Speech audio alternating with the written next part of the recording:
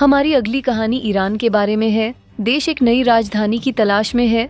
राष्ट्रपति मसूद पेजन महीनों से इस बारे में बात कर रहे हैं और अब उनके आधिकारिक प्रवक्ता ने इसकी पुष्टि की है। ईरान का शासन स्थानांतरित होना चाहता है। वह थ्रान को छोड़कर मकरान के धूप वाले तट पर जाना चाहता है। लेकिन क्या यह संभव है? क्या ईरान के पास अपनी राजधानी को स्थानांतरित करने के लिए संसाधन है? और क्या मकरान को इतना खास बनाता है? हमारी अगली रिपोर्ट में विवरण है। थीन ईरान की वर्तमान राजधानी है। यह ईरान का अब तक का सबसे महत्वपूर्ण शहर है। तन ईरान के दूसरे शहर से लगभग 4 गुना बड़ा है। मशहद राजधानी और उसके आसपास के क्षेत्र में ईरान की लगभग 20% आबादी और ईरान के सकल घरेलू उत्पाद का 30% निवास करता है।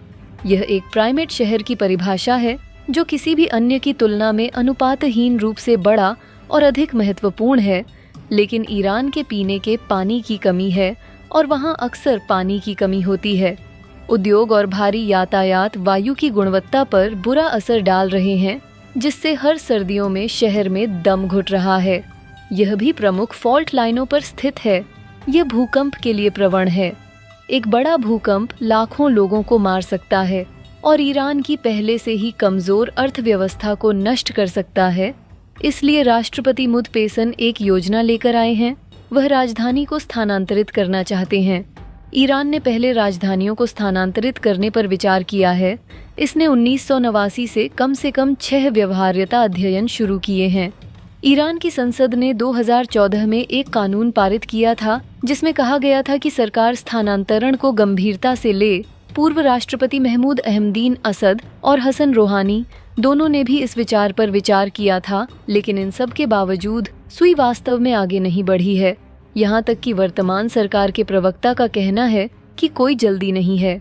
हम शिक्षाविदों से सहायता मांग रहे हैं। इंजीनियरिंग, समाजशास्त्र या अर्थशास्त्र सहित इस क्षेत्र में अभिजात वर्ग और विशेषज्ञ। यह निश्चित रूप से दक्षिण में एम क्षेत्र में है। उम्मीद है कि हम सबसे प्रभावी दिशा में आगे बढ़ सकते हैं। हालांकि मामला तात्कालिक नहीं है। ईरान इसे धीमी गति से ले रहा है, लेकिन ऐसा लगता है कि उसने नए राजधानी क्षेत्र मकरान तट की पहचान कर ली है। मकरान ईरान और पाकिस्तान के बीच विभाजित एक शुष्क तटीय क्षेत्र है। यह पहली जगह नहीं है जिसके बारे में आप एक नई राजधानी के बारे में सोचेंगे, लेकिन ईरान के पास एक योजना है। मकरान पर विचार किया जा रहा है। वास्तव में मकरान क्षेत्र और निश्चित रूप से 2 परिषदों का गठन किया गया है। एक वह परिषद है जो राजधानी की समस्याओं का आकलन कर रही है और 2 परिषद जो समुद्र उन्मुख अर्थव्यवस्था पर काम कर रही है और इसका एक कार्य मकरान क्षेत्र के लिए आवश्यक माप पर काम कर रहा है। ईरान चाहता है कि उसकी नई राजधानी तटीय हो। वह व्यापार संभावनाओं और परिवहन लागत में कटौती का लाभ उठाना चाहता है, पेजन ने कहा। और मैं उद्धृत करता हूं कि दक्षिण से केंद्र तक कच्चे माल का परिवहन, उन्हें संसाधित करना और फिर निर्यात के लिए दक्षिण में वापस करना हमारी प्रतिस्पर्धी क्षमता को खत्म करता है। हमें देश के आर्थिक और राजनीतिक केंद्र को दक्षिण में और समुद्र के करीब स्थानांतरित करना होगा। यही कारण है कि उन्होंने मकरान पर ध्यान केंद्रित किया है। ये सभी आवश्यक मानदंडों को पूरा करता है, लेकिन क्या यह योजना यथार्थवादी है? राजधानियों को स्थानांतरित करना दुर्लभ है, लेकिन तुर्की ने अपनी राजधानी इस्तांबुल से अंकारा में स्थानांतरित करने से पहले ऐसा किया है। 1920 के दशक में ब्राजील ने इसे रिशनेरो से ब्राजीलिया में स्थानांतरित कर दिया।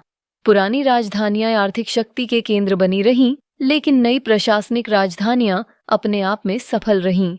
वे बड़े शहरों से दबाव को कम करने में मदद करती हैं। ईरान की योजना की समस्या इसकी कार्यक्षमता में है। यह वित्तीय है। देश पश्चिमी प्रतिबंधों से जूझ रहा है। इसके पास संसाधनों की भरमार है, लेकिन व्यापार करने के लिए कोई नहीं है, क्योंकि पश्चिम ने ईरान की अर्थव्यवस्था को नुकसान पहुंचाया है। ईरान के निर्यात तटीय राजधानी के साथ अधिक प्रतिस्पर्धी हो सकते हैं। यह लागत कम करने और ऐसी शर्तें पेश करने में सक्षम हो सकता है जिन्हें संभावित भागीदार अस्वीकार नहीं कर सकते। लेकिन ईरान सबसे पहले एक नई राजधानी स्थापित करने का जोखिम कैसे उठा सकता है? इस समय ईरान के लिए पैसा सबसे बड़ी बाधा है। इसलिए जबकि पीएसकीन की योजना लंबे समय में बहुत अच्छी हो सकती है, उसके पास ब्रेकिंग न्यूज से लेकर दिन के सबसे बड़े विवादों तक की यात्रा शुरू करने के लिए धन नहीं हो सकता है। दुनिया की शीर्ष सुर्खियों पर प्रकाश डालते हुए उन कहानियों का विस्तृत विश्लेषण जो आपके लिए सबसे अधिक मायने रखती हैं।